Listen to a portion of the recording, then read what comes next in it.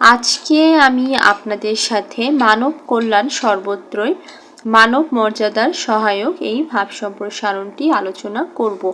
তো ক্লাসটি শুরুর পূর্বে এই ধরনের ভিডিও নোটিফিকেশন সবার প্রথমে পেতে নিয়মিতভাবে অবশ্যই চ্যানেলটি সাবস্ক্রাইব করে পাশে থাকা বেল নোটিফিকেশনটি প্রেস করে দিন এবং ভিডিওটি লাস্ট অবধি দেখার পর কেমন লাগে কমেন্টে জানাবেন। ভালো লাগলে লাইক করবেন, শেয়ার করবেন, সাবস্ক্রাইব করবেন। তাহলে চলুন আজকে ক্লাসটি শুরু করা যাক। মানব কল্যাণ সর্বত্রই মানব মর্যাদার সহায়ক। মূল ভাব: যেসব কার্যকলাপের মাধ্যমে কেবলমাত্র মানুষের উপকার করাই বোঝায় না, তাদেরকে মর্যাদা দান করাই বোঝায়, সেগুলোই সত্যিকার অর্থে মানব কল্যাণ। কারো অসম্মান করে কখনো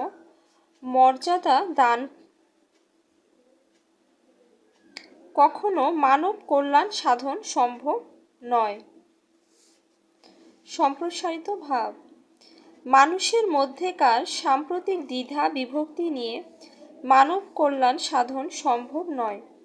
মানব কল্যাণ বলতে মূলত মানুষের ব্যবহারিক জীবনের কল্যাণকে বোঝানো হয়। সাধারণভাবে অনেকে দুস্থ মানুষকে করুণাবশত দান খয়রাত করাকে মানব কল্যাণ মনে করে, কিন্তু এমন ধারণা খুবই সংকীর্ণ মনোভাবের পরিচায়ক। মানব কল্যাণ আসলে মানুষের সার্বিক মঙ্গলের প্রয়াস। এই কল্যাণের লক্ষ্য সব মানুষের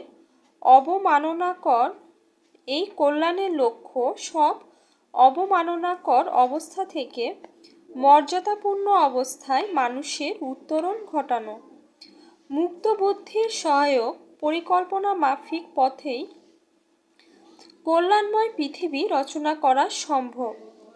কল্যাণময় পৃথিবী বলতে এমন এক পৃথিবীকে বোঝানো হয় যেখানে মানব মর্যাদা কখনো ক্ষুণ্ণ হয় না, বরং সকল অবমাননাকর অবস্থা থেকে মর্যাদাপূর্ণ অবস্থায় সেখানে মানুষের উত্তরণ ঘটে।